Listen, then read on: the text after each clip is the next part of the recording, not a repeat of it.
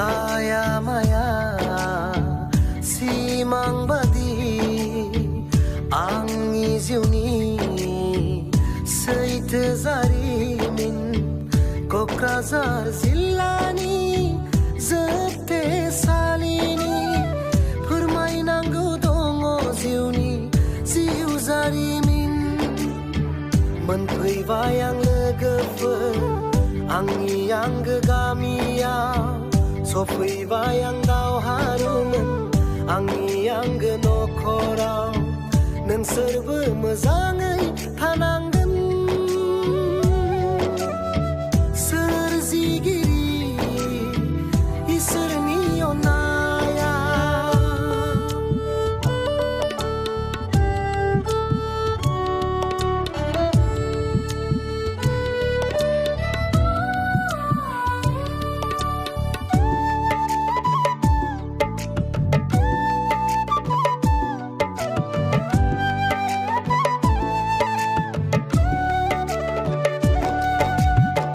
सोरनिबा जिउ नखर बायफ्लेलांबाय थांना थानायनि मिजिंआबो गोमा जाबाय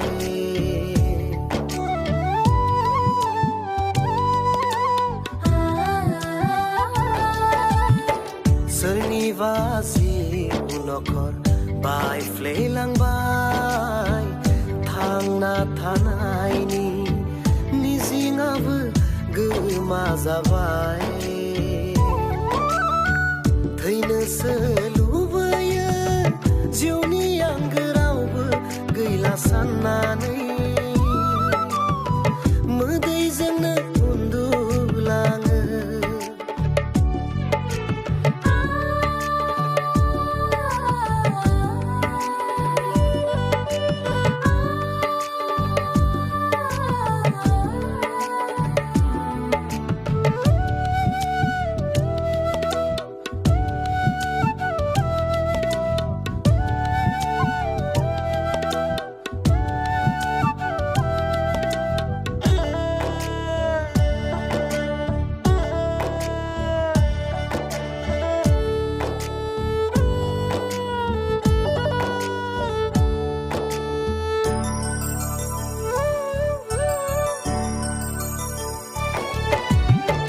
दङ बेयावबो मिनिनाय रंजानाय गेलेनाय आरो बादायलायनाय दङ बेयावबो मिनिनाय रंजानाय गेलेनाय आरो बादायलायनाय सोरनिबा गोरबोआव दुखुनि मोदै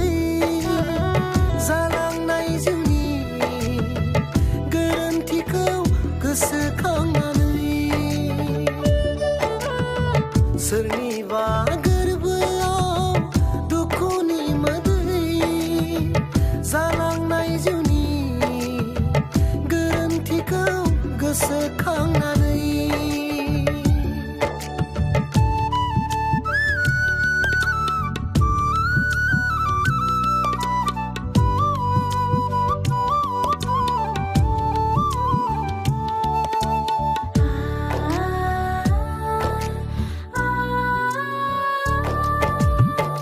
फैगौबा नुहुरगौबा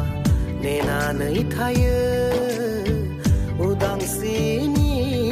लाइजाम गाबज्रिगौबा लिंहरगौबा नेनानै थायो जिउनि आंगो दं सोरबा अनजालिखौ लानानै संसार जानो साननानै